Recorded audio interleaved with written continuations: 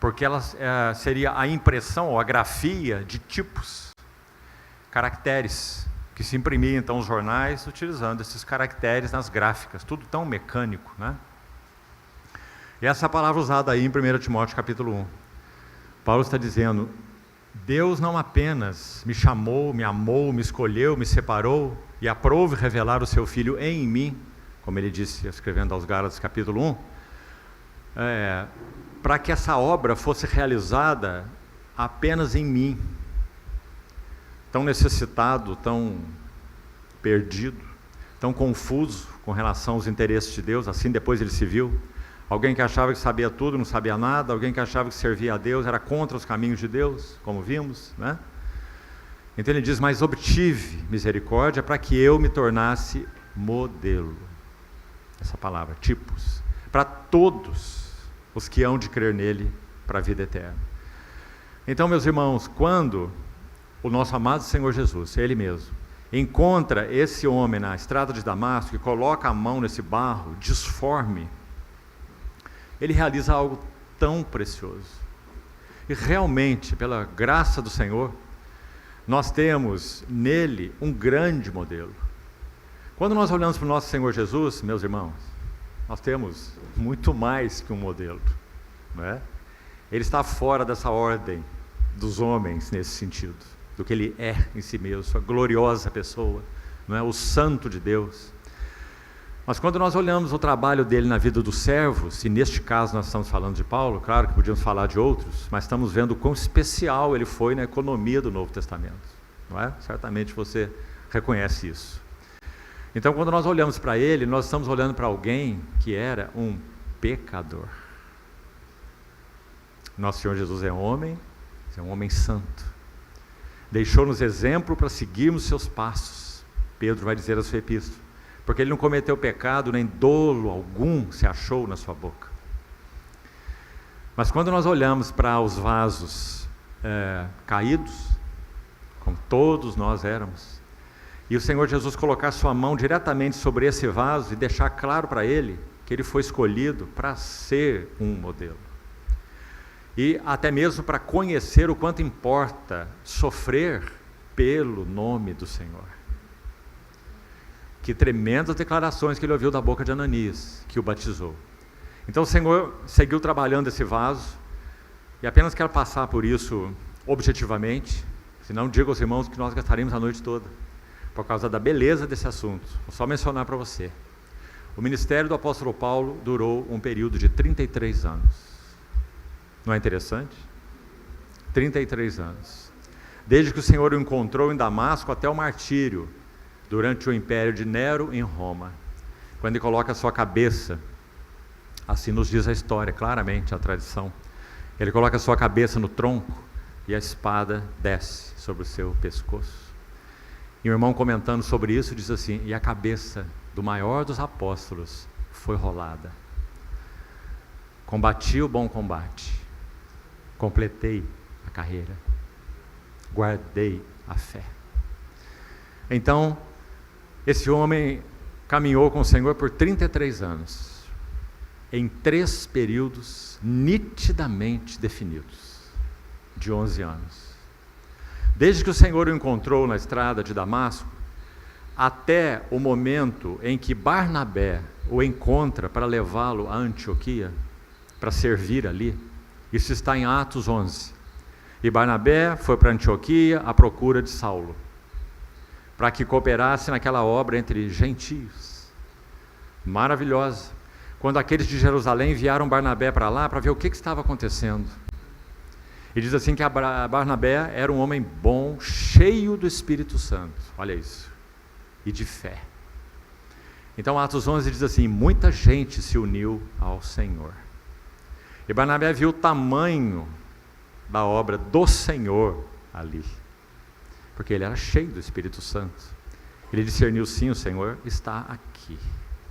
Aqui está o Senhor. Isso é do Senhor. Aqui tem o selo do Senhor. Então ele viu aquela obra maravilhosa, e ele se lembrou de Saulo. E diz, então ele partiu para Damasco, para Tarso, à procura de Saulo. Ele leva Saulo para Antioquia. E é dito então que a partir dali, toda a Ásia pôde ouvir a palavra do Senhor. Durante 1 ano e meio ensinaram ativamente a palavra de Deus ali, pregando o evangelho, ensinando a palavra de Deus. Então, meus irmãos, esse é o primeiro período de 11 anos de Saulo. Então, graças ao Senhor pela herança que nós temos na história da igreja, irmãos que examinam profundamente as Escrituras. E não só isso, isso não basta inclusive, mas que tem uma visão clara de Cristo e um coração cheio de afetos por Ele. E compreendem o que é viver com Ele, para Ele, dele. Tantos servos nos ajudam. E há um deles, um tremendo erudito cristão, não tinha formação em teologia, era então um leigo, como é chamado por muitos, e o nome dele é William Graham Scroggie. Há uma obra dele desse tamanho, que foi traduzida agora em português em 3 fascículos, para diminuir o volume. Eu aconselho você a adquirir. Se chama O Descortinar do Drama da Redenção. Então ele vai mostrar o drama da redenção de Gênesis a Apocalipse. Esse irmão então vai nos dizer, na sua pesquisa profunda nas Escrituras, que nessa primeira etapa de 11 anos de Saulo, ele permaneceu, Gálatas 1, você vai ver essa indicação, por exemplo, clara, ele permaneceu 3 anos no deserto da Arábia. E depois os restantes dos 8 anos na cidade natal dele, em Tarso da Cilícia. 3 anos na Arábia, 8 anos em Tarso. Em resumo, em silêncio. Você não acha isso impressionante? Para quem teve e foi encontrado pelo Senhor na estrada de Damasco, e ouviu do Senhor o que ouviu, eu sou Jesus a quem tu persegues, entra na cidade, lá te dirão o que a vem fazer, ficou cego, foi cheio do Espírito Santo, não é? Depois que ele recobrou a vista, você tem a narrativa em Atos 9, que ele foi anunciar esse Cristo, ouça com atenção, em Damasco, na sinagoga de Damasco, e foi completamente rejeitado. Nenhum fruto. Mais que isso, os judeus que cultuavam na sinagoga de Damasco começaram a persegui-lo e queriam matá-lo. Armaram uma cilada para ele. E aqueles que haviam crido no Senhor naquela cidade, entre eles estava Ananias e outros, o que eles fizeram? Eles, à noite, prepararam um cesto e desceram Saulo pela muralha. O Senhor o livrou já desde o início. E, a partir daí, 3 anos no deserto da Arábia. E 8 anos em Tarso, a sua cidade natal, já falamos. Como é que nós chamaríamos esse período? De Saulo de Tarso. Eu gostaria de usar a palavra crescendo. Crescendo. Ele está fazendo uma releitura da Bíblia que ele tinha na mão, com 39 livros, o Velho Testamento, apenas o Velho Testamento, 39 livros. Só que agora, meus irmãos, ele faz a leitura de Gênesis a Malaquias, segundo a revelação de Cristo que ele teve. Então ele vê Cristo em Abraão, em Isaac, em Jacó. Leia suas epístolas para você ver. Cristo em Abraão, Cristo em Isaac, Cristo em Jacó, Cristo no deserto, 1 Coríntios 11, 1 Coríntios 10. Ele vê Cristo na rocha. Havia uma pedra espiritual que o seguia, e a pedra era Cristo. Ele vê Cristo no maná, ele vê Cristo no cordeiro pascal que foi imolado. Paulo viu Cristo em todas as Escrituras. Por isso ele enche as suas epístolas com o texto do Velho Testamento. Aquela promessa que foi feita à mulher não era a sua descendência, Gálatas capítulo 3, mas ao seu descendente no singular. E ele vai dizer que é Cristo. 11 anos de silêncio, crescendo. Meus irmãos, realmente o Senhor deu um golpe no ativismo de Saulo, não é? Quando ele pergunta, que farei, Senhor? Podemos dizer que a resposta do Senhor para ele foi, nada. Você vai para o deserto da Arábia e vai voltar para a sua cidade, porque você precisa crescer. Você precisa ver com mais clareza. Me permitam dizer assim, é como se o Senhor dissesse assim a Saulo, entre a revelação, Saulo, que você teve, e a assimilação, daquilo que te está sendo revelado, precisa tempo. Ninguém cresce do dia para a noite, nem do mês para o outro. 11 anos de silêncio. Meus irmãos, isso é passado despercebido por nós. Nós achamos que quando o Senhor atingiu Saulo em Damasco, ele já levantou um pregador que saiu viajando e pregando o Evangelho. Errado. Totalmente errado. Então, depois de 11 anos, Barnabé o leva para Antioquia, já explicamos, e Atos 13 diz assim: havia na igreja de Antioquia profetas e mestres. E lá são citados 5 deles, entre eles Barnabé e Saulo. E servindo eles ao Senhor. A palavra para servindo lá é liturgeu, que fala servir, se aplica a servir ao Senhor e se aplica a servir os irmãos. É a vida normal da igreja. E servindo eles ao Senhor, mas veja que o Senhor vem em primeiro lugar. O Senhor e aos seus, e ao seu povo. E jejuando. Para que serve o jejum? Para passarmos fome ou para compreendermos qual é a vontade do Senhor? E servindo eles ao Senhor e jejuando, disse o Espírito Santo, o soberano da obra de Deus, o obreiro de Deus com O maiúsculo, aquele que nós temos que reconhecer onde Ele está e o que é que Ele está fazendo. E se o Senhor nos quiser envolvido aí, que saibamos reconhecer a voz do Senhor nos envolvendo. Se não, fique quieto, não é para você. O Senhor tem muitos servos. Onde está o Senhor?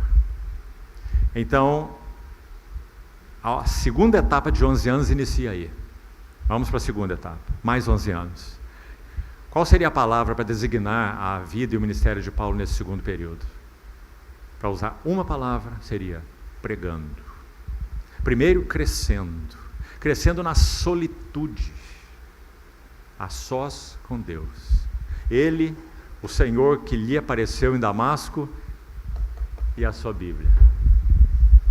Vendo Cristo em todas as Escrituras. Depois do segundo período, viajando, pregando. Como nós falamos, Paulo entrava em localidades onde só tinha pagãos. Quando ele saía de lá, tinha igreja, os santos. E você se lembra, para citar o exemplo dos Efésios, o que ele disse para eles, né, naquela despedida que já citamos: nunca mais vereis o meu rosto, mas eu vos encomendo ao Senhor. É Ele, e a palavra dEle, palavra da sua graça. Então Ele e a sua palavra tem poder para vos edificar, tem poder para vos dar herança entre todos que são santificados. Que lindo, irmãos, o que nós podemos chamar desse grande apóstolo, tão trabalhado pelo Senhor, tão rico de revelação. Irmãos, e um homem tão doce, um homem que é descrito em Atos 9, assim: e Saulo respirava ainda ameaças e morte contra os discípulos do Senhor. Se você estudar aquela palavra lá, a ideia é como de um touro que tem as suas ventanas abertas assim para atacar alguém. Por isso diz respirando ameaças e morte contra os discípulos do Senhor. Esse era Saulo de Tarso.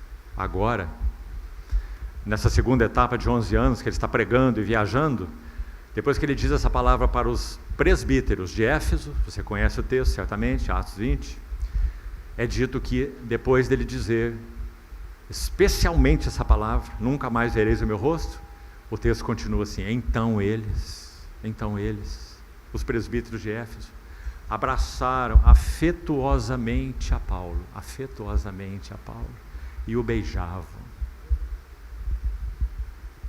e conduziram-no até o navio.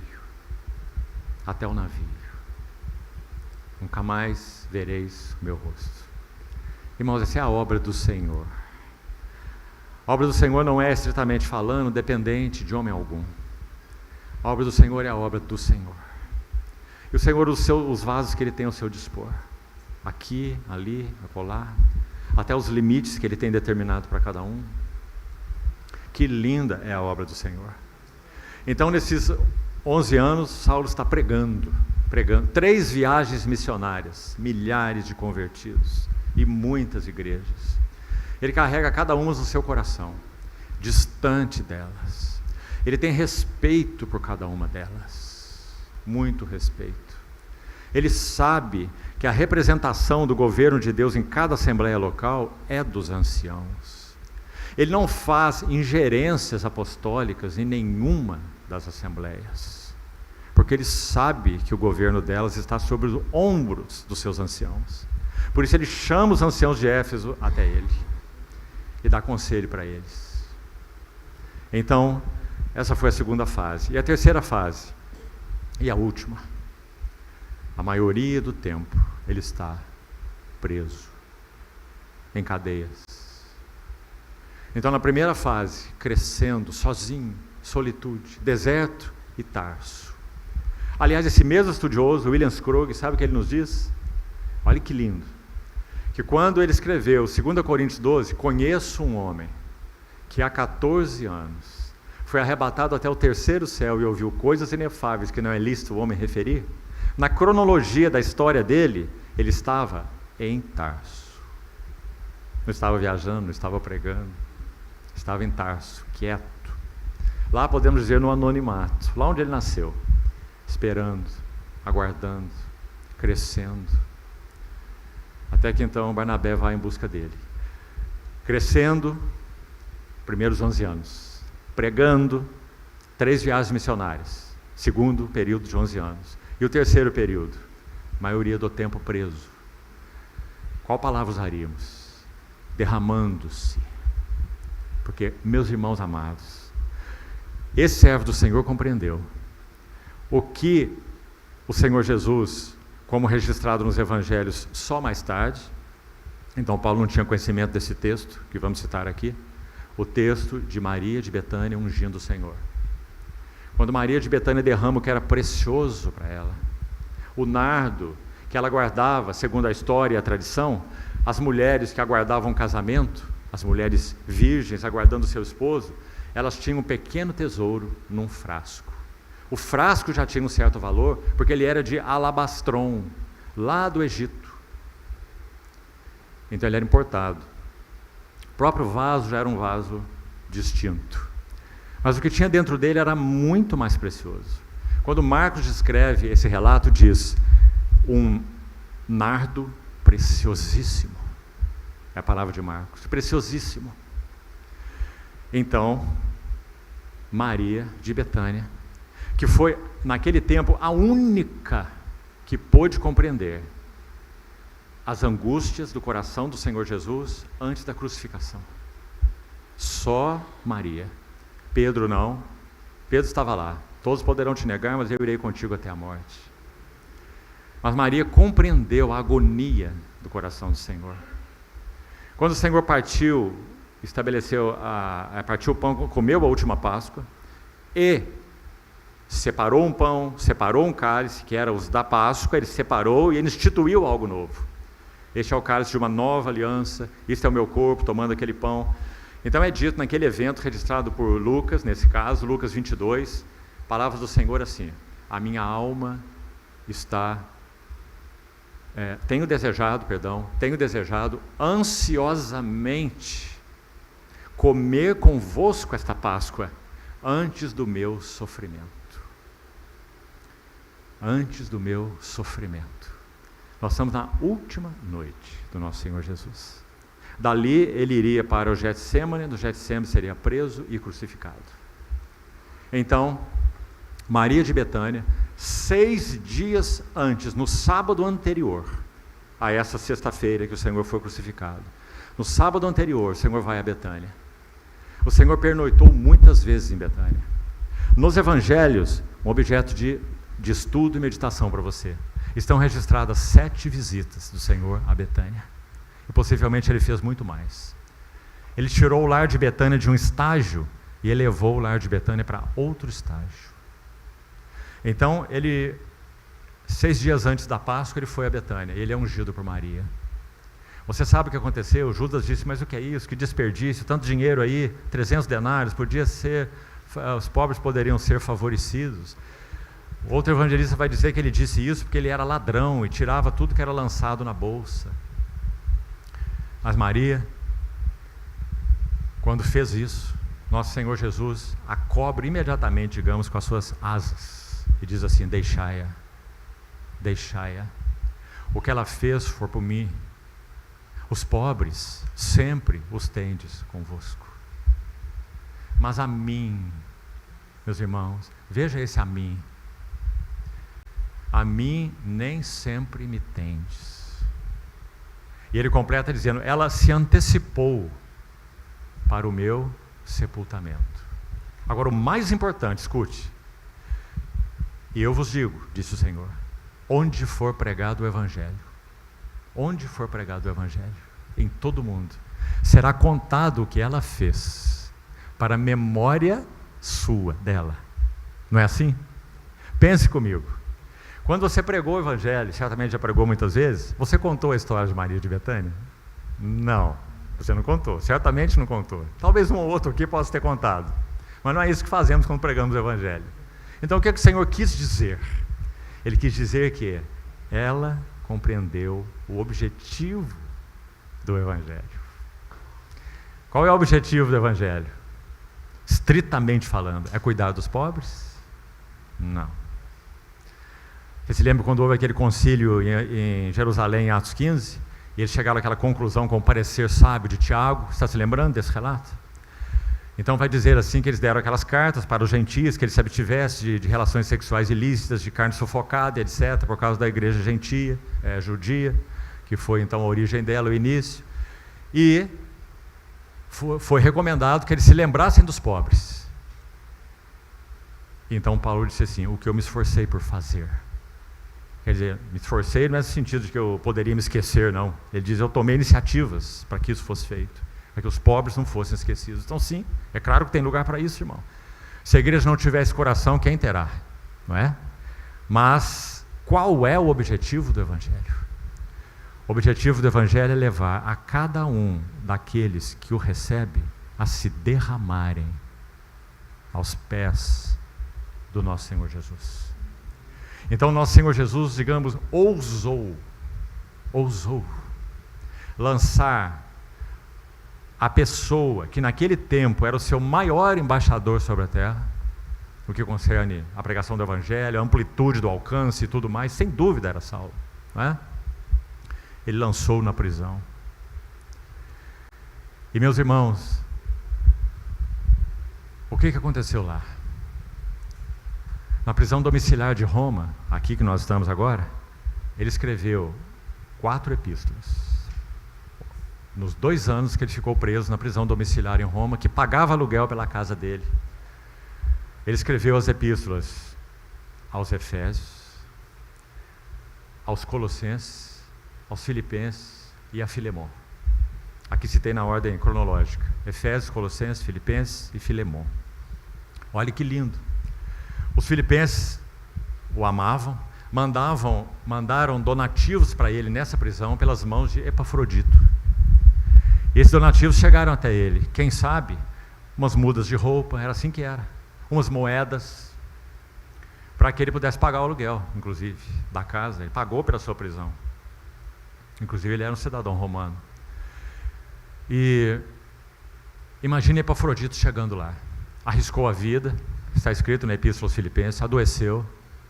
Não queria que a igreja de onde ele era originário, dos filipenses, soubessem que ele adoeceu. Algumas vezes, quando nós estamos com doença, foi o caso dele, parece que a tendência é nós escrevermos um cartaz, chegar na reunião: eu estou doente, todos orem por mim. Há nada de errado nisso em si. Mas olha o que Epafrodito fez. Ele não queria que os filipenses soubessem que ele ficou doente, e não só doente, a morte. Não foi uma febrezinha, não. E, além disso, ele ficou muito angustiado, Paulo vai dizer naquela epístola, porque vocês souberam que nessa viagem que ele foi o mensageiro para trazer a oferta de vocês, ele adoeceu mortalmente, é a palavra que Paulo usa lá, adoeceu mortalmente. E agora ele tinha a doença mortal dele e a angústia dele. de saber que aquela igreja a qual ele pertencia estava sofrendo por causa dessa doença mortal dele. Então ele chega até Paulo e entrega os donativos. Aí Paulo vai escrever agradecendo. Lembre-se, irmãos, nós estamos aí na segunda etapa, na terceira etapa, derramando-se, como nós citamos. Ele vai escrever uma carta para os filipenses. Olha essa troca, que coisa mais bendita. O que os filipenses mandaram para ele? Coisas materiais, bênção de Deus, provisão para o servo do Senhor, não foi? Mas, irmão, acabou. As moedas acabaram, ele pagou o aluguel, roupa também acaba. Epafrodito levou isso para eles, fruto de amor dos filipenses por ele. E Epafrodito é livrado da morte pelas mãos do Senhor e volta para a sua cidade, Filipos, para a comunhão dos filipenses. O que ele leva de volta? A epístola aos filipenses, que nunca morre. Palavra do Senhor. Passarão os céus e a terra, mas as minhas palavras não passarão. Santos do Senhor têm bebido dessa maravilhosa epístola há basicamente 2000 anos.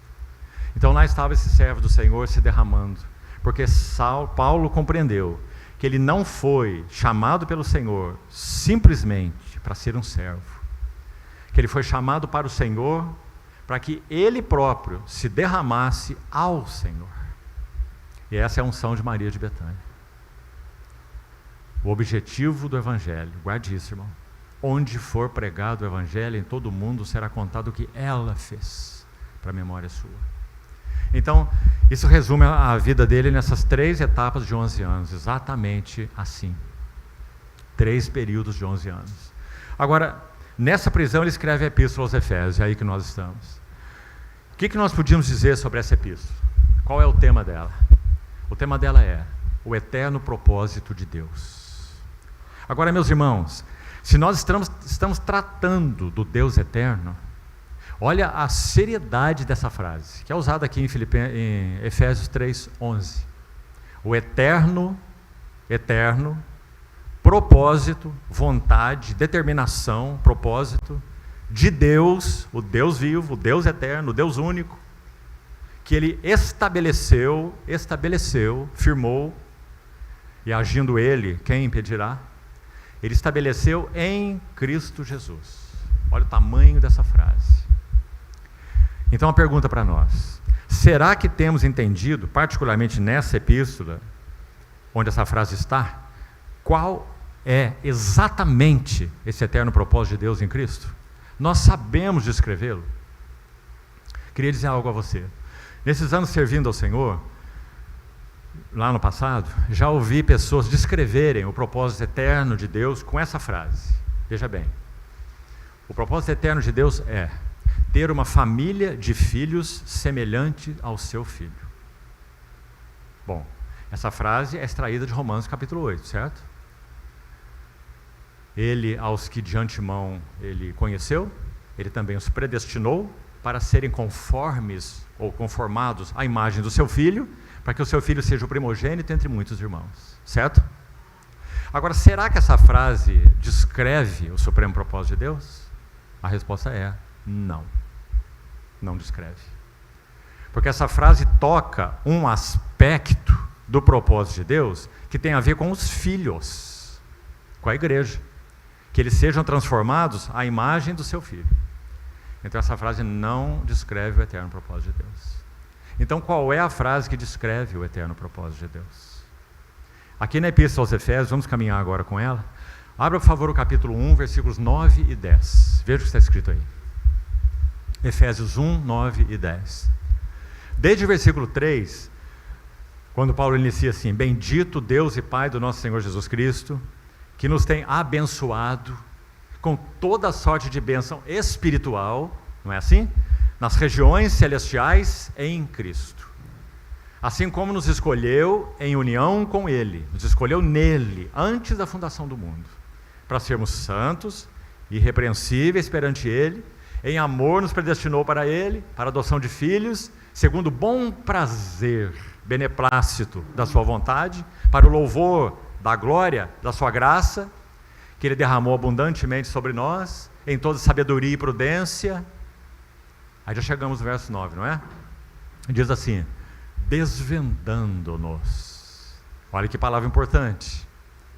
Além dele nos escolher em Cristo antes da fundação do mundo, além de nos abençoar com a redenção pelo sangue dele, a remissão dos pecados, além de nos predestinar para ele, para a adoção de filhos, segundo o bom prazer da sua vontade, cada uma dessas é uma das bênçãos espirituais nas regiões celestiais em Cristo, certo? Então nós estamos agora em mais uma bênção, e é a bênção da revelação, que está aí na palavra desvendando-nos. Veja, próxima palavra nesse versículo, qual é? Desvendando-nos o mistério da sua vontade. Acho que precisamos parar aqui um pouquinho, já vamos voltar nesse versículo. Abra agora, por favor, em Romanos 16, 25. Romanos 16, 25. E já voltamos aí em Efésios 1, 9. Ele usa de novo a palavra mistério lá. E ele vai dizer assim, ora, aquele que é poderoso para vos confirmar, segundo o meu evangelho, que lindo Paulo dizer meu evangelho, o evangelho de Jesus Cristo é o meu evangelho, não é? Porque foi revelado a ele de primeira mão, não recebi de homem algum. Então é linda a expressão meu evangelho. Vos confirmar segundo o meu evangelho. E qual é o conteúdo do evangelho? Vá acompanhando, por favor, a próxima frase aí. E a pregação de Jesus Cristo. Aí está, irmão, o conteúdo do evangelho. O conteúdo do evangelho não é pragmático. O conteúdo do evangelho não é estabelecer modelos. Não é dizer que assim se faz, assim se vive, assim se adora, ou isso ou aquilo. O conteúdo do evangelho é a pessoa gloriosa e a obra gloriosa do nosso Senhor Jesus. Decidi nada saber entre vós, senão Jesus Cristo e este crucificado. Que coisa importante, irmão. Então, continuando aí esse versículo. O meu evangelho e a pregação de Jesus Cristo, segundo a revelação do mistério, guardado em silêncio. Quando? Nos tempos eternos. Bom, examine a palavra mysterion no grego. Sabe qual é o sentido básico, a raiz dela? Ouça isso, irmão. Fechar a boca. Fechar a boca. Deus se manteve de boca fechada. Pelos tempos eternos e pelos tempos cronológicos até a revelação do Evangelho naquele que é o Evangelho, o seu Filho. Até lá ele se manteve de boca fechada, dando apenas insights aqui e ali para os profetas do Velho Testamento. A tal ponto de Pedro dizer assim deles, que quando eles abriam a boca e profetizavam, eles próprios indagavam a respeito daquilo que profetizavam. 1 Pedro 1, de 10 a 12, a referência para você. Os profetas indagavam e inquiriam a respeito daquilo que eles ministravam. Aí Pedro vai dizer, porque eles não ministravam para aquele tempo e nem para aquela geração. Mas eles apontavam para aquele que viria, para os seus sofrimentos e para a sua glória. 1 Pedro 1, de 10 a 12. Aí diz assim, então, a eles foi revelado que não para si mesmo diziam essas coisas, mas referiam aos sofrimentos e às glórias de Cristo. Coisas essas que anjos anelam perscrutar. Porque, voltando a Romanos 16, 25, esse mysterion foi guardado em silêncio nos tempos eternos. Irmãos, guardar um segredo é algo quase impossível por um homem natural, você não acha? Às vezes a coisa assim remexe tanto dentro de nós, que nós temos que chamar aquela pessoa mais chegada e dizer assim, aquela frase sábia, né? Eu vou contar só para você. Espero que você não conte para ninguém. Mas Deus não contou para ninguém. Não contou para nenhum serafim, para nenhum querubim, para nenhum arcanjo, para ninguém.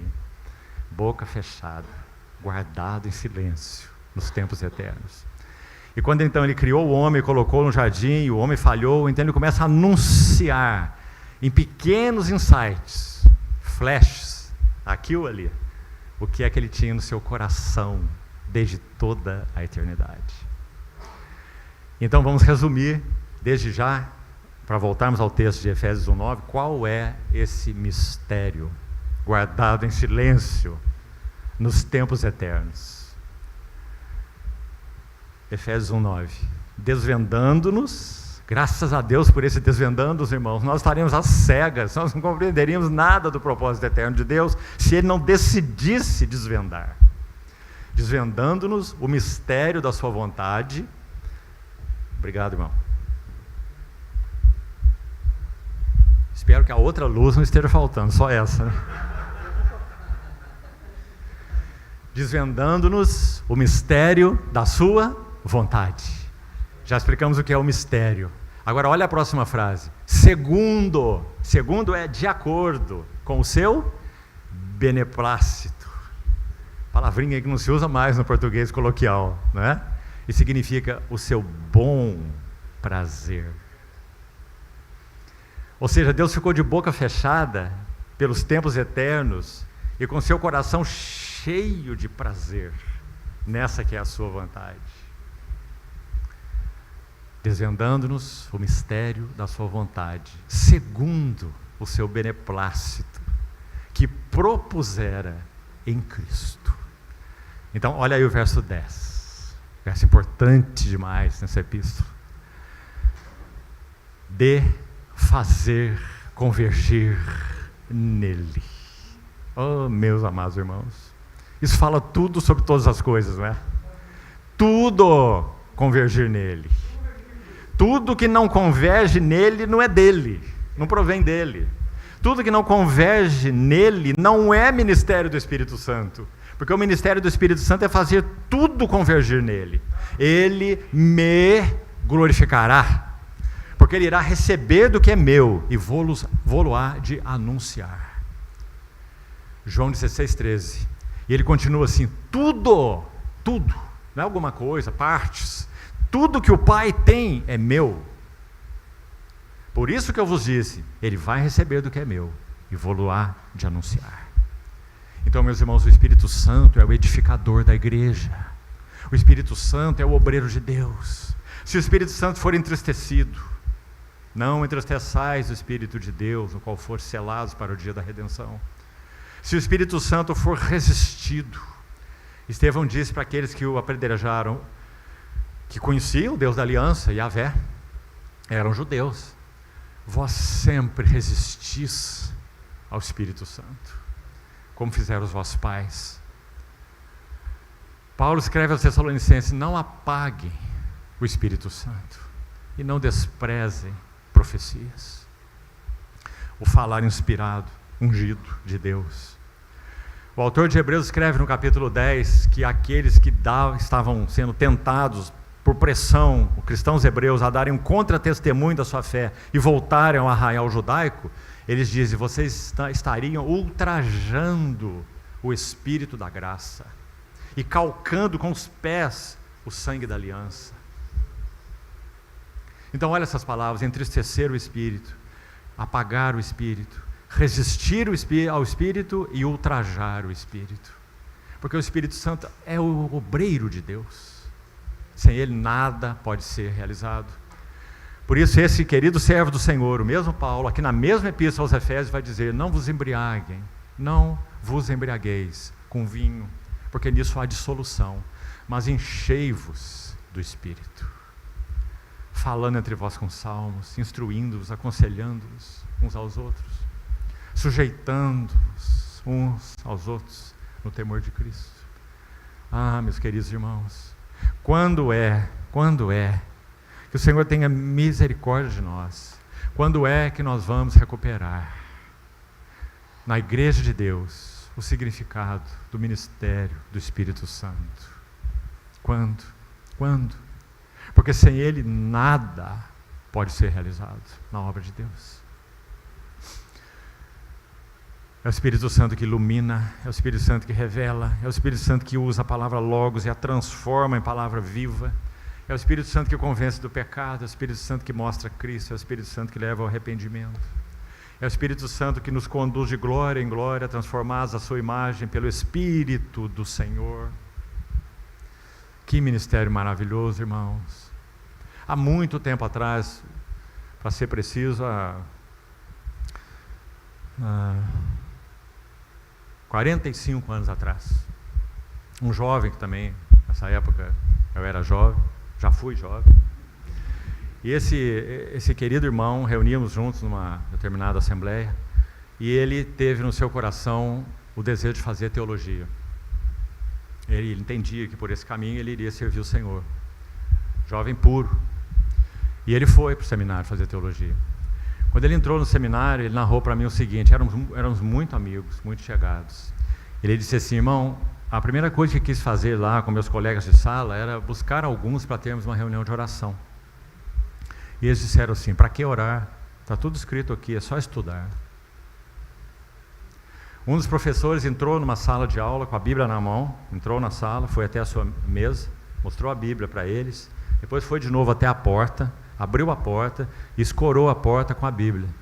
E disse assim: nas minhas aulas a Bíblia vai ser usada só para aquilo. Em um seminário teológico. Você pode acreditar? Porque, meus irmãos, a maioria dos seminários teológicos no nosso país e no mundo, eles estão encharcados de liberalismo. Não se crê mais que a Bíblia é a palavra de Deus, inspirada por Deus. Não se crê mais em milagres, eles se chamam de mitos. Isso é ensinado nos seminários. E isso desde décadas atrás. O resultado está aí. E o Espírito Santo, irmãos? O instrumento que ele tem é este aqui.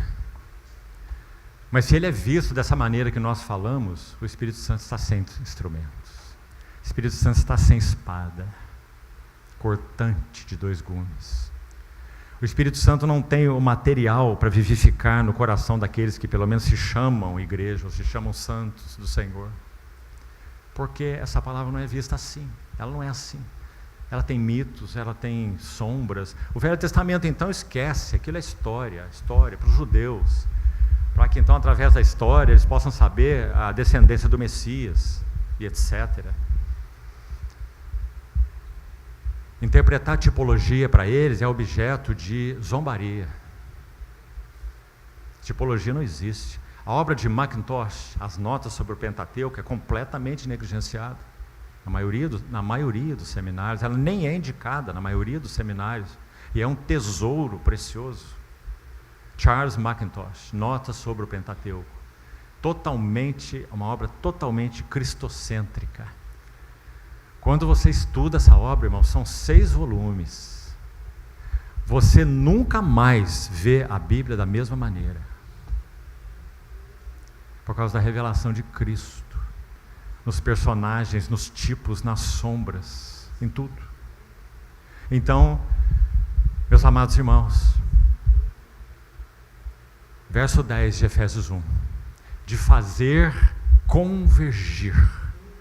Essa palavra convergir só aparece uma outra vez no Novo Testamento. Você sabe onde ela está? Abra então, se desejar. Romanos 13, 9. Romanos 13, 9. E aí, na revista atualizada pelo menos, em outras versões também é assim, a palavra que o tradutor usou em português para traduzir a mesma palavra grega usada para traduzida como convergir, preste atenção para você não se perder, traduzida como convergir em Efésios 1:10, aparece em Romanos 13:9, quando Paulo mesmo está escrevendo aos romanos e está falando sobre os preceitos da lei. Olha aí na sua Bíblia para você ver. Ele vai dizer assim: e se há qualquer outro mandamento, tudo se resume nisto. Você encontrou aí a palavra resume? Está vendo essa palavra aí? Tudo se resume nisso. O mesmo termo é o termo que foi usado em Efésios 1:10. Então o que Paulo está dizendo lá? Que o propósito eterno de Deus, ele desvendou-nos, revelou o mistério que estava oculto dos séculos e das gerações, o mistério guardado em silêncio nos tempos eternos, que lemos em Romanos 16, ele então desvendou e deixou claro qual é esse mistério oculto, com essas palavras: de fazer, resumir, resumir. Ou convergir, como está aí. E ainda podíamos acrescentar uma outra palavra. Perfeito, algumas traduções vão trazer essa palavra em português. Pode examinar para você ver. É a palavra congregar. Reunir. Tornar a reunir nele todas as coisas, tanto as do céu como as da terra. Agora nós estamos tocando diretamente o eterno propósito de Deus. Você vê que a questão de os filhos serem transformados de glória em glória na imagem do seu filho é parte do propósito eterno de Deus. Mas você não pode definir o propósito de Deus assim. Porque o propósito de Deus é definido assim: fazer convergir no seu filho, meu filho amado, em quem eu tenho todo o meu contentamento. Eu determinei em mim, desde os tempos eternos, e guardei isso em silêncio até agora. E agora eu desvendei. Eu vou convergir, reunir, tornar a congregar todas as coisas, dos céus e da terra, nele. E para usar as palavras de Paulo em Colossenses 1,18, que já lemos nessa manhã. Por que Deus vai fazer isso, que lemos aí em Efésios 1,10? Para em todas as coisas Ele ter a primazia. Porque aprouve, olha o aprouve de novo, que fala de novo de prazer. Foi do agrado, aprouve. Foi do agrado de Deus que nele, no seu Filho, residisse toda a plenitude. Colossenses 1,19, que eu disse pela manhã que não tínhamos tempo para isso tudo, né? Você se lembra? Agora escute ainda isso mais aqui. Colossenses 1,19 diz isso: aprove a Deus que nele residisse toda a plenitude. Colossenses 2,9, confira por favor, vai dizer assim: porque nele habita, qual é a próxima palavra? Corporalmente. A palavra no grego é soma, que no grego significa substância, soma, corpo, somáticos, corporalmente. Porque nele habita corporalmente o quê, irmãos? Toda a plenitude da divindade. Bem, a divindade, irmãos, se nós estamos de acordo com a Bíblia, a divindade é o Deus triuno. O Pai eterno, o Filho eterno e o Espírito eterno. Agora, ouça com atenção, irmão. A importância dessa palavra somáticos. Somáticos fala de habitar corporalmente, como foi traduzido aí. Agora, o Filho eterno, Deus é Espírito, o Filho é Espírito, pessoais, pessoa do Pai, pessoa do Filho, pessoa do Espírito, mas o Filho é quem veio participar de natureza humana e assumiu carne humana, realizou a sua obra. Agora ouça isso, irmão. Pedro, quando ele prega no Pentecostes, em Atos capítulo 2, ele cita o Salmo 16, para explicar essa palavra somáticos aí. Pedro cita o Salmo 16, e o Salmo 16 diz assim, 16 de 8 a 11, diante de mim eu sempre via o Senhor, Ele está à minha direita, para que eu não seja abalado. Salmo 16, 8.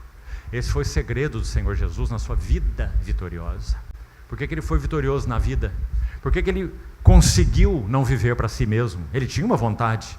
Por que Ele colocou a sua vontade absolutamente submissa à vontade do seu Pai? Por que Ele não se perdeu nas tentações que Ele sofreu? Tudo isso eu te darei, se prostrado me adorares. Não está escrito lá, Satanás conhece bem a Bíblia, irmão, esteja certo disso, melhor que muitos cristãos. Não está escrito lá em Isaías 9, que você, o filho que nasceria, seria o maravilhoso conselheiro, o Deus forte, o Pai da eternidade, o príncipe da paz? E nesse mesmo texto não está dizendo que o governo estaria sobre os seus ombros? Não está? Então vou fazer uma proposta para você. Eu te darei autoridade sobre os reinos do mundo e posse da glória deles. Satanás não estava mentindo, porque ele obteve essa posse quando ele enganou o casal no Éden, que foi criado para ser o representante, os embaixadores de Deus quanto à sua vontade na terra. Mas o homem caiu. E essa autoridade dada ao homem para exercer domínio, exercer governo, está tão claro no livro de Gênesis, Gênesis capítulo 1, ela foi usurpada por Satanás. Então quando ele disse isso para o Senhor não disse, você está mentindo, você não tem autoridade nenhuma, Você não é possuidor de nada? Não foi o que o Senhor disse? O Senhor reconheceu que ele usurpou aquilo que foi dado ao homem, porque ele é o usurpador. Então ele faz a proposta ao Senhor quando leva o Senhor a um alto monte. Mateus 4, Lucas registra a mesma coisa. Então ele diz, o texto diz, e mostra a ele todos os reinos do mundo e a glória deles, e diz, tudo isto eu te darei, com uma única condição: se dobre aos meus pés, se prostrado me adorares. Meus irmãos, Lúcifer foi criado como um anjo de luz, livre. Ele não tinha pecado, livre, criação de Deus, querubim da guarda ungido. O que ele concebeu no coração dele, apesar de ter tanta glória como um anjo de luz, ele quis se apossar da glória do Logos, que é o resplendor da glória. Ele quis, soberba do seu coração. Abacuque diz, eis o soberbo, a sua alma não é reta nele. Então, quando ele cometeu esse absurdo de usurpar a glória que é do próprio Filho de Deus, como isso poderia acontecer se ele era uma criatura? Como que a glória do Criador poderia caber na criatura? Loucura, loucura da soberba. Então ele foi julgado por Deus, ele e 1/3 dos anjos rebelados. Então ele se tornou o adversário, o diabo, Satanás, o acusador. O arqui-inimigo de Cristo se chama o diabo. Ele é inimigo da igreja por quê? Porque Cristo está sendo formado nela. Porque Cristo disse, eu edificarei a minha igreja, e através dela eu vou mostrar a minha multiforme sabedoria para principados e potestades nos lugares celestiais, segundo o eterno propósito que foi estabelecido por Deus em Cristo Jesus.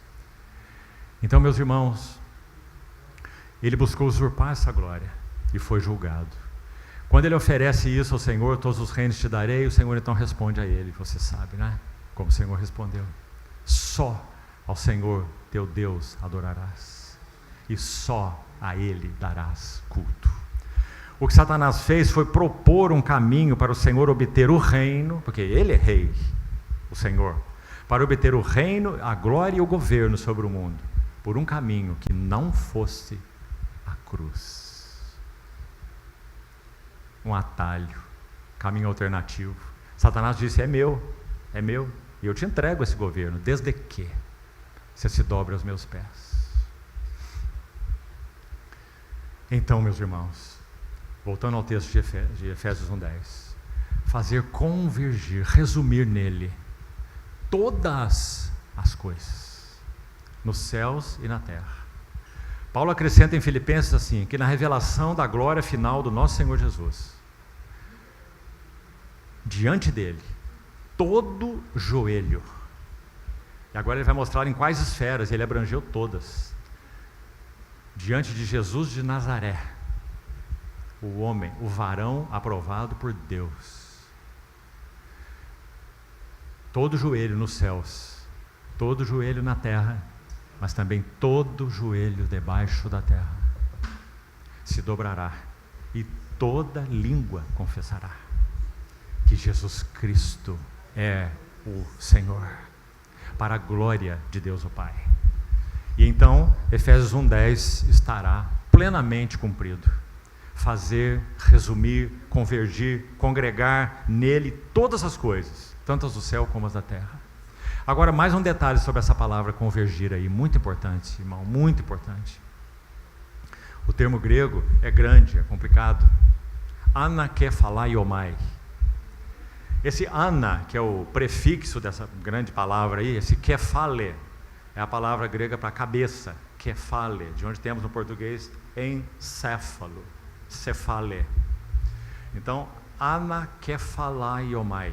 Esse iomai compõe o verbo. Resumir, convergir. Agora veja esse ana antes desse kephale. O que é esse ana? Não apenas Deus vai congregar em Cristo todas as coisas, mas Ele vai, tendo congregado em Cristo todas as coisas, Ele irá encabeçá-las todas, por esse, o seu Filho, que é o cabeça de todas as coisas. Então esse anakephalaiomai significa não apenas reunir o que estava disperso, tornar a congregar o que estava desconexo, certo? Mas significa congregar tudo que estava desconexo, e essa criação está desconexa. Estamos falando o óbvio, não é? O óbvio. A igreja hoje tem uma batalha que não é contra carne e sangue, é de principados e potestades, dominadores deste mundo tenebroso, nas regiões celestiais, não é? Então o universo está ainda em caos. Só que esse caos, no que concerne à obra do nosso Senhor Jesus, ele já está aniquilado. Mas virá o dia em que essa manifestação cósmica ocorrerá. Ela ainda não ocorreu. Então a ardente expectativa da criação aguarda a revelação da glória dos filhos de Deus. Meus irmãos, que coisa maravilhosa é essa, porque é aí que nós estamos. Então, Paulo vai dizer que não só as coisas desconexas, o caos do universo será resolvido, porque o Senhor Deus determinou que Ele vai tornar a congregar em Cristo todas essas coisas, mas após congregá-las, ou ao congregá-las, Ele também irá encabeçá-las, porque seu Filho é descrito assim nas Escrituras. Ele é cabeça de todo homem, 1 Coríntios 11. Ele é cabeça da igreja, Colossenses capítulo 1. E Ele é cabeça de todo principado e potestade, Colossenses capítulo 2. Coisa maravilhosa, meus irmãos. E esse é o Cristo de Deus, e esse é o Cristo da igreja. Nosso Cristo, o Cristo de Deus, nosso Cristo. Então, concluindo aqui essa parte, e vamos partir para o final. Como nós descreveríamos então o propósito eterno de Deus? Como uma moeda de duas faces. Leve isso para você. Duas faces. Você não tem como pôr uma moeda no bolso e uma face ficar de fora, não é? Moeda tem duas faces, mas ela tem uma face principal, é onde está estampada a efígie, a face. Então o lado principal dessa moeda é, para em todas as coisas Ele ter a primazia. Porque aprouve a Deus que nele residisse toda a plenitude. Qual é o outro lado da mesma moeda? O outro lado dessa moeda é no eterno propósito de Deus, Ele escolheu em Cristo, antes da fundação do mundo, um povo, o qual o Senhor chamou de eclesia, minha igreja, e eu a edificarei. E pela igreja, a multiforme sabedoria de Deus. Lá é a palavra para multicolorida ou multifacetada, como se fosse um caleidoscópio. Você, quando era pequeno, já fez caleidoscópio com um pedaço de vidro? Quando você põe aqueles 3 espelhos, né, em triângulo, e vai girando assim, vendo os mosaicos. Que lindo que é. É a palavra usada lá em Efésios. A multicolorida, multifacetada, sabedoria de Deus, ela se torne conhecida agora, dos principados e potestades nos lugares celestiais.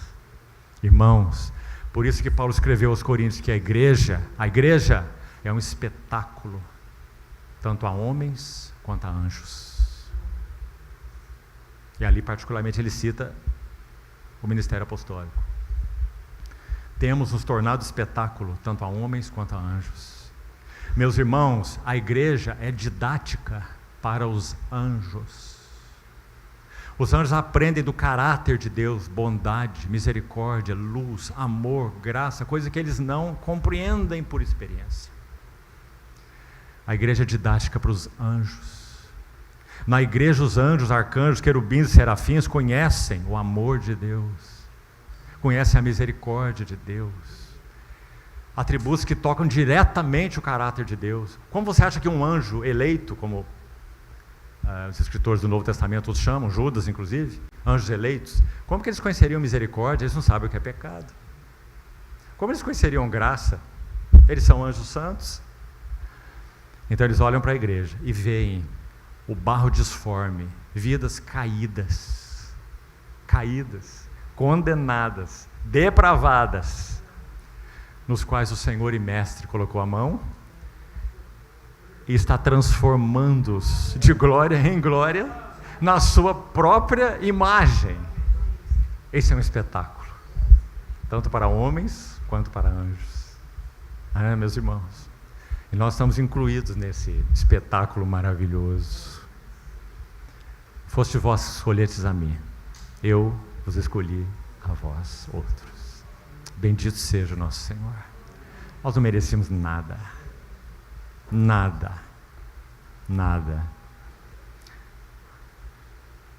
Ele nos amou, chamou, separou e tem assim trabalhado em nós. Então assim nós podemos escrever o propósito de Deus. Por isso que Paulo propõe uma frase em Efésios 5, Efésios 5:32, como que ele coloca? Grande é esse mistério. Olha de novo a palavra mistério, que tem sido a nossa chave aqui, não é? Grande é esse mistério, mas eu me refiro a quem vem primeiro, irmãos? Claro, para em todas as coisas ter a primazia. Sem Cristo não tem igreja. Mas eu me refiro a Cristo e a igreja. O sol, Cristo, e a lua, a igreja. Não coloque a lua à frente do sol, porque o resultado na terra será eclipse, trevas. A igreja nunca pode assumir o lugar de Cristo. Um cântico que eu ouvi há muitos anos atrás dizia assim: Cristo é minha vida e a igreja é o meu viver. Bom, Filipenses não diz isso. Paulo escrevendo aos Filipenses diz: para mim o viver é Cristo e o morrer é lucro. E aos Colossenses ele diz: quando Cristo, que é a nossa vida, se manifestar, vós sereis manifestados com Ele em glória. Então Cristo é a nossa vida e Cristo é o nosso viver. E o resultado disso são os relacionamentos da igreja, e até com o mundo, nossa missão em direção ao mundo, não é? Então, como falamos, seria bom reforçar isso. Essa visão do corpo de Cristo, ela é subjetiva, não é algo que possa ser padronizado, muito menos estigmatizado. É assim que se vive essa vida do corpo. Não existe isso, irmão. Essa vida é experimental. É a experiência das verdades que são verdades em Cristo, que são reveladas a nós pelo Espírito Santo e que se tornam o nosso viver. Tão simples, não é? Então que o Senhor nos ajude a compreender isso. É por isso que cada Assembleia do Senhor é distinta. É por isso que Éfeso não é Filadélfia, que Tiatira não é Sardes. Cada uma com as suas características, cada uma com as suas necessidades, cada uma escrutinada pelos olhos daquele que tem olhos como chama de fogo e pés como bronze polido. Que figura linda essa! Então, concluindo aqui, se nós tomarmos o texto de Efésios 1:23 agora, vá até ele por favor, já vamos terminar. Efésios 1:23 diz assim, olha, vamos ler o 22 também. Também sujeitou todas as coisas debaixo dos seus pés, e para ser o cabeça sobre todas as coisas, na verdade eu estou citando aqui a revista atualizada, porque essa versão aqui eu coloco de maneira diferente, vou ler também como está nela. Aqui diz assim: e o designou cabeça sobre absolutamente tudo o que há, e o concedeu à igreja. Então talvez você tenha essa versão aí também, né? Mas o que importa? Vamos ver a ordem no grego, como que é. A ordem no grego é assim, olha. Deus concedeu Cristo à igreja como sendo o cabeça sobre todas as coisas. Não é que ele precisa da igreja para ser cabeça sobre todas as coisas. Ele foi constituído por Deus cabeça sobre todas as coisas. Ele obteve vitória sobre principados e potestades.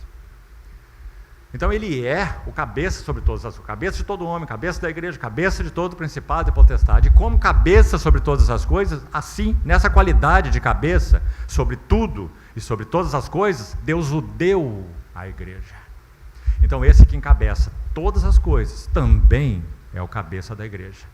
Só que ele encabeça todas as coisas não em união orgânica com elas, com as coisas que ele encabeça. Ele não tem união orgânica com a criação que ele encabeça. Ele não tem união orgânica com principados e potestades que ele encabeça.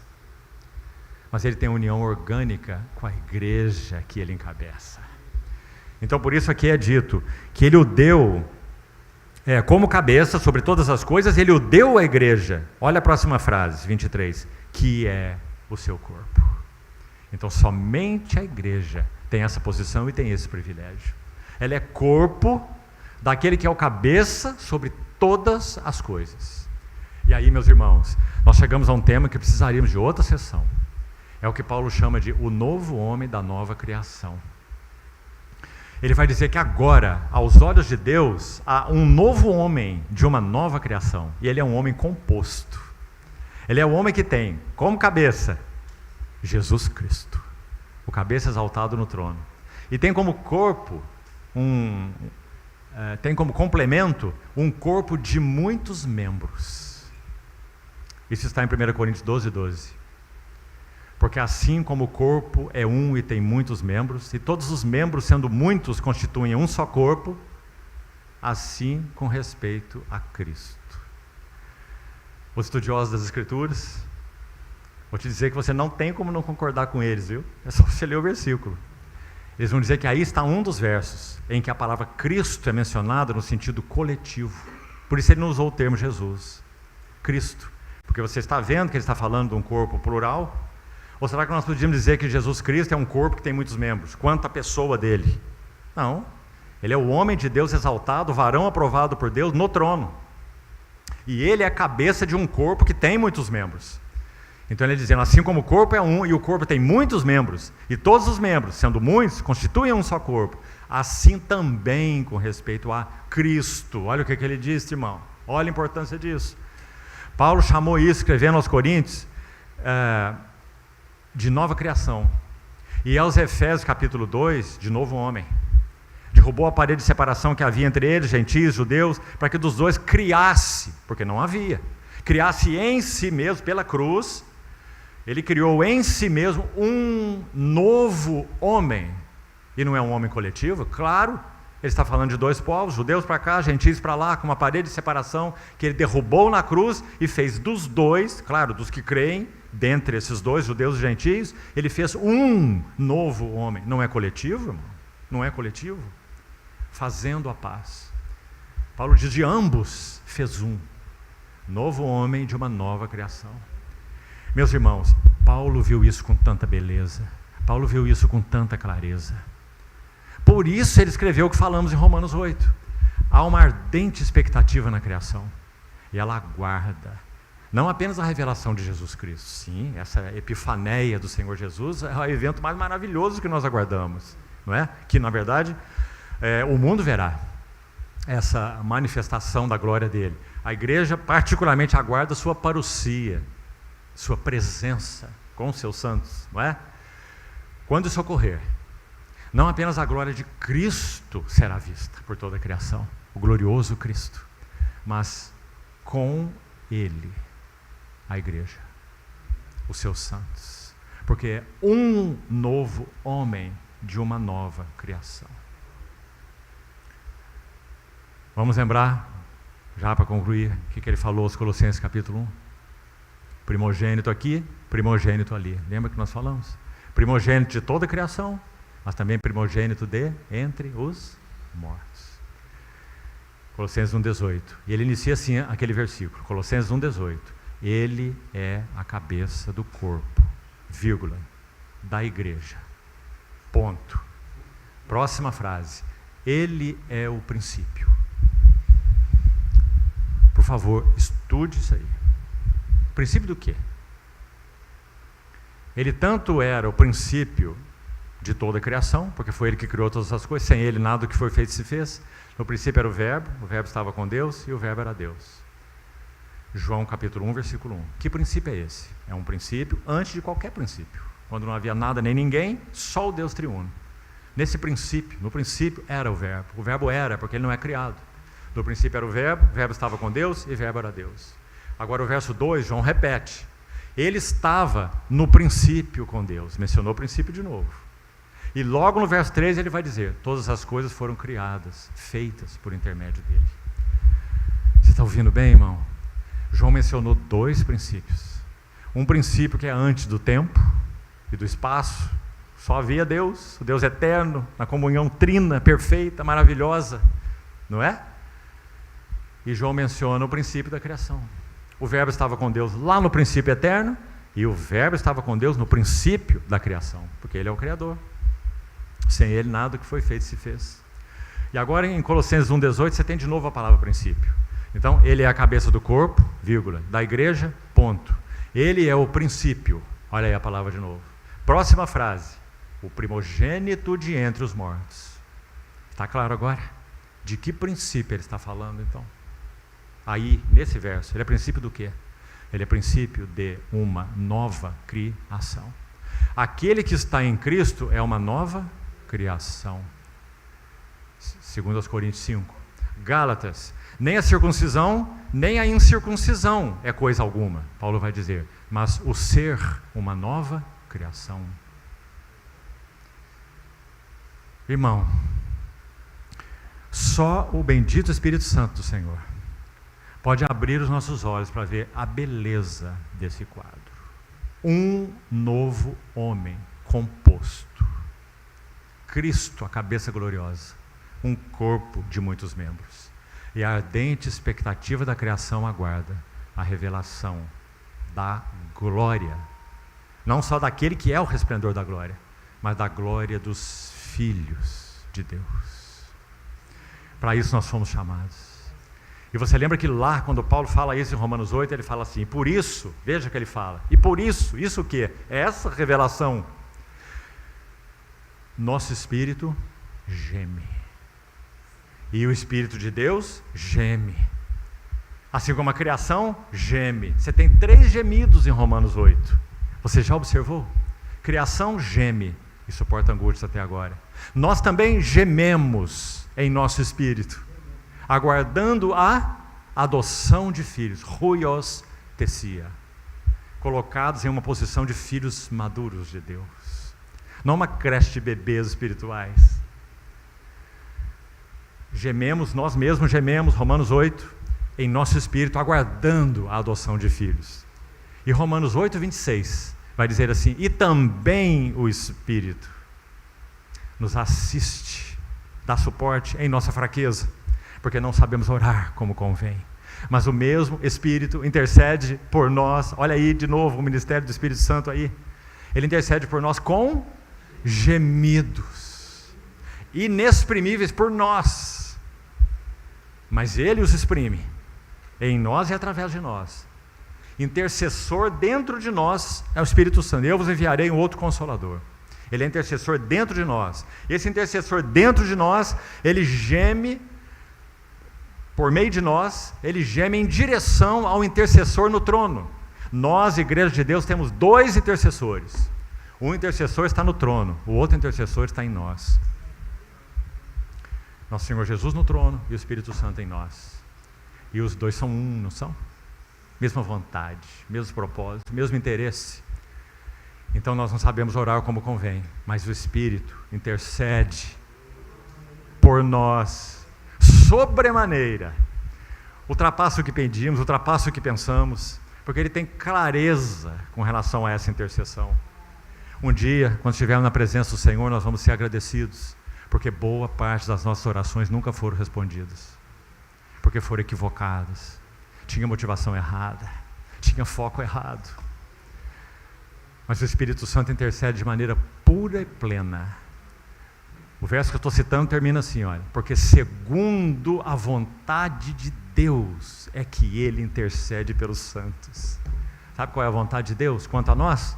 que nós sejamos transformados de glória em glória na sua própria imagem.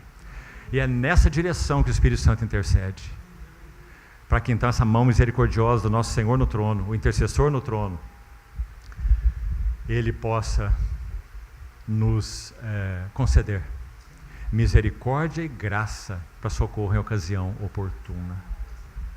Meus irmãos, nós estamos seguros. Um intercessor no trono, outro intercessor dentro de nós, os dois com um único propósito. E esse propósito será cumprido.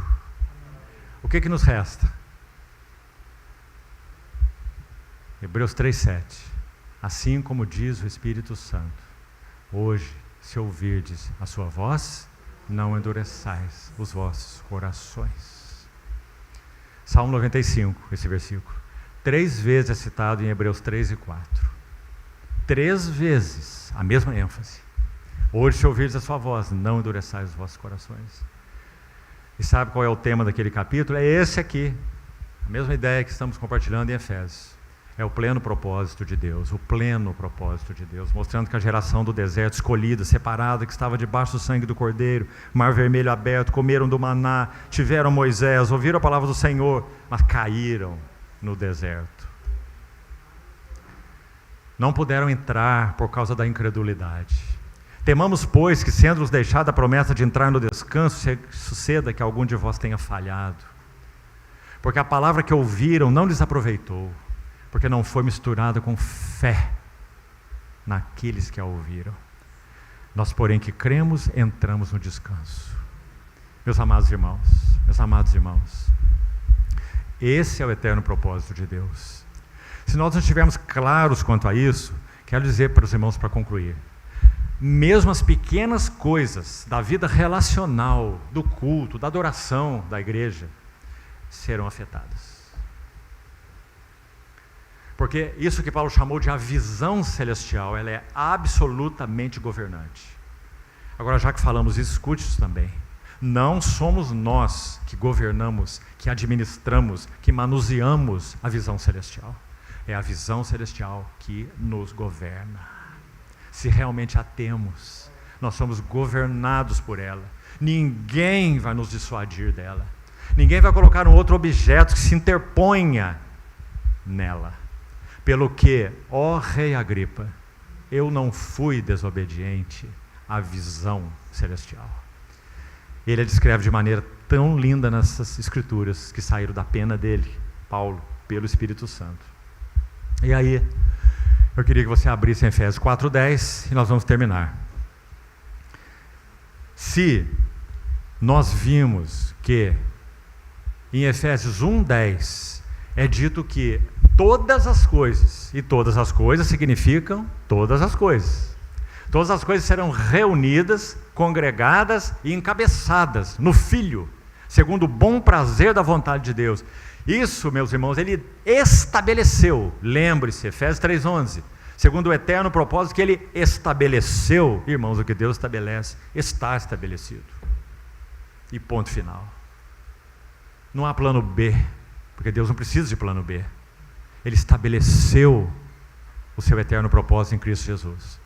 Então, se por um lado, todas as coisas irão convergir nele, na dispensação da plenitude dos tempos, é isso que lemos lá em Efésios 1:10, olhe o Efésios 4:10 agora. Que lindo! Quando ele subiu às alturas, levou cativo, cativeiro e concedeu dons aos homens. E aí nesse contexto aí vai dizer que ele subiu aos céus para fazer o quê? Encher todas as coisas. Então agora queria fazer esse complemento, porque os 2 versículos estão aí. Olha que lindo. Por um lado, na consumação ou na dispensação da plenitude dos tempos, olha a cena, irmão. Olha a cena de glória. Falei de manhã, por isso o Pai, Deus o Pai, em Efésios 1:17, é chamado de o Pai da glória. Sabe o que significa essa expressão? O Pai eterno concebeu, estabeleceu, planejou no seu coração, desde os tempos eternos, ouça bem, uma imensa cena de glória, que atingiria todo o cosmos que ele criou, toda a criação, nada ficaria de fora, porque ele criou, e ele criou para o seu Filho. Então ele estabeleceu uma cena de glória Por isso ele é o Pai da glória. E essa cena de glória é a seguinte. Aí voltamos aí onde estávamos. Primeiro, o seu filho teria a primazia sobre tudo e sobre todos, porque é o filho do seu amor. Neste filho, ou este filho, seria cheio com todas as coisas. Convergir nele, na dispensação da plenitude dos tempos, todas as coisas. Então, encher o filho com todas as coisas. Por quê? Hebreus 1:2. Porque ele é o herdeiro de todas as coisas. Agora, olha o outro lado da verdade. Também, ao mesmo tempo que todas as coisas serão trazidas a ele e irão enchê-lo, ele irá encher todas as coisas. Porque ele subiu. Ascensão, ressurreição, ascensão, entronização. Ele subiu acima dos céus para encher todas as coisas. Quero concluir, meus irmãos, dizendo isso. Espiritualmente falando,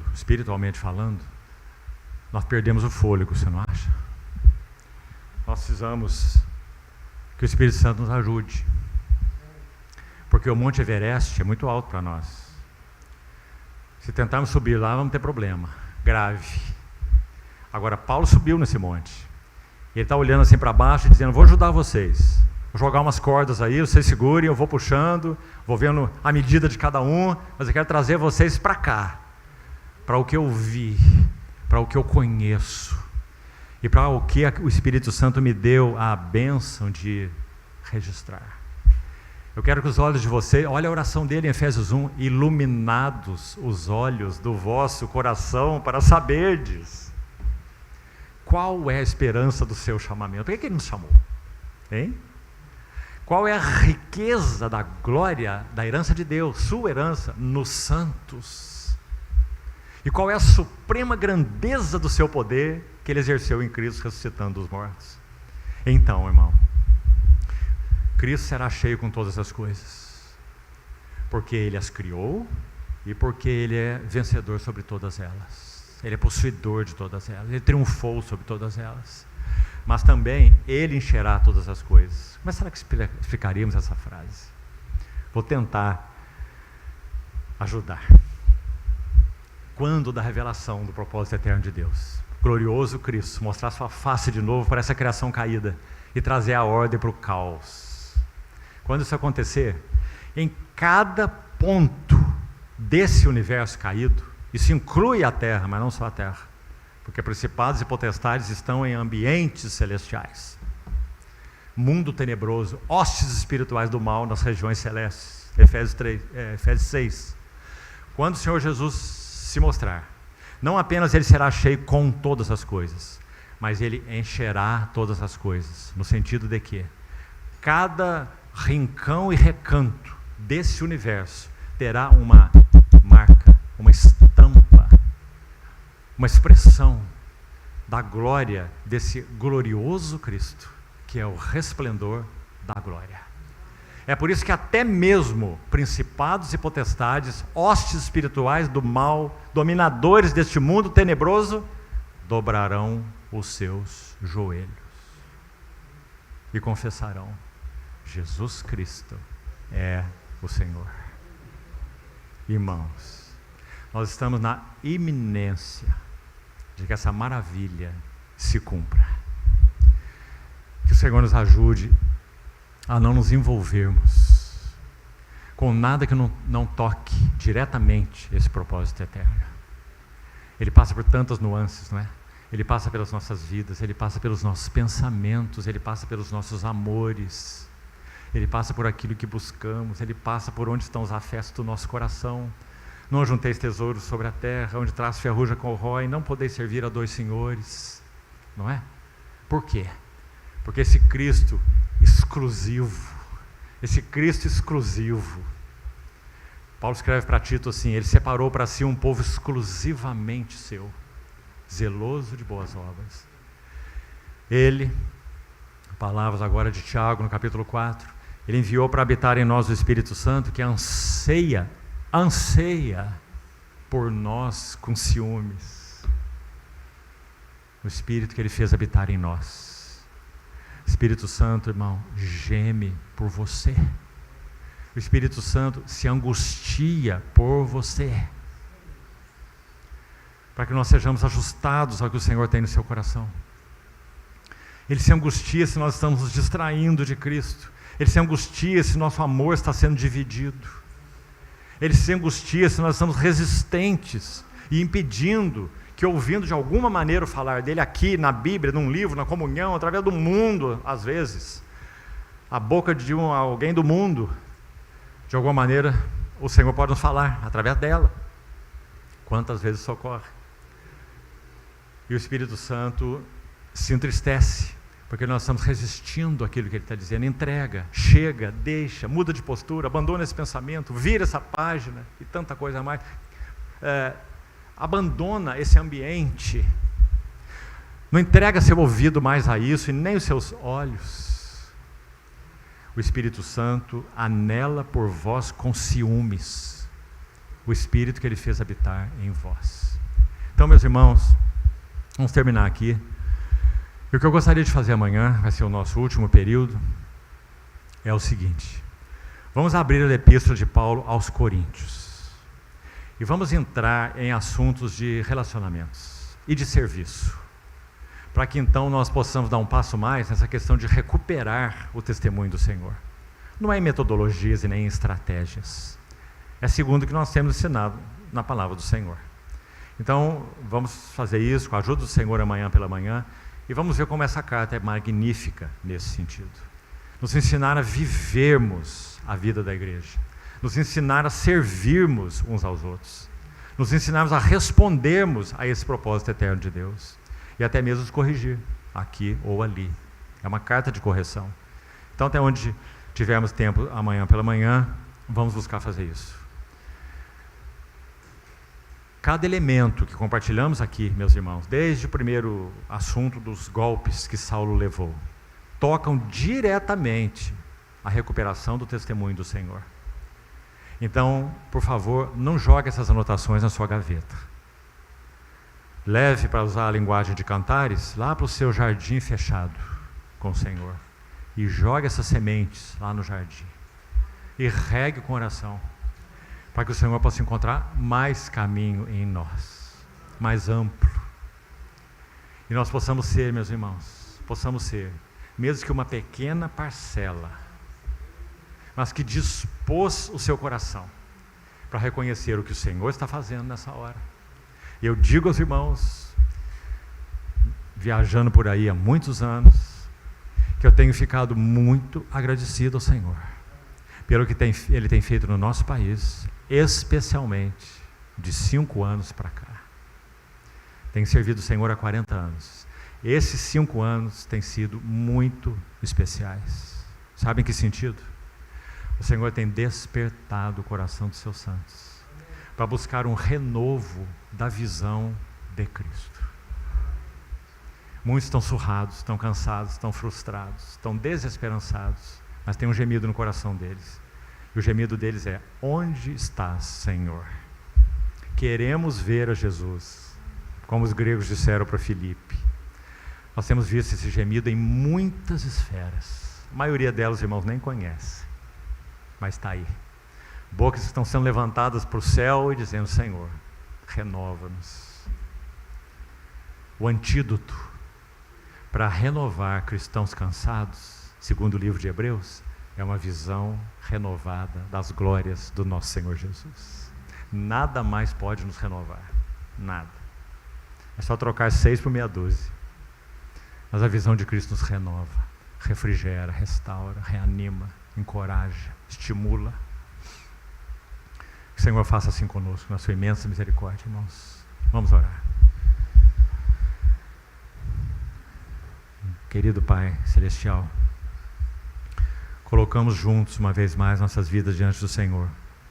Tão necessitados nós somos, Senhor, de que o Senhor prossiga falando aos nossos corações. Queremos reconhecer onde o Senhor tem estado. Queremos reconhecer com quem e com quais o Senhor tem contado. Queremos ser companheiros na jornada celestial. Queremos ser, pela Tua graça, até mesmo pioneiros nessa jornada. Senhor, mas sabemos o preço. Dia após dia eu morro, levando sempre no corpo o morrer de Jesus, para que também sua vida se manifeste no nosso corpo mortal. Por isso, Senhor, tem misericórdia de nós. Da sua plenitude, nós carecemos de graça sobre graça. Senhor, tu és tão generoso, tão paciente, tão longânimo.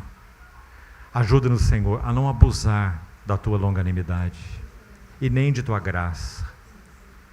Não negligenciarmos e tornarmos vã a tua preciosa graça. Toma-nos pela mão, Senhor, te pedimos, e alcança mais de nós. Te pedimos assim, confiados no teu propósito eterno. Tu nos escolheste, tu nos chamaste, somos teus. Completa, Senhor, o que o Senhor iniciou nas nossas vidas, para o louvor da glória da tua graça. No teu precioso nome é que oramos. Amém.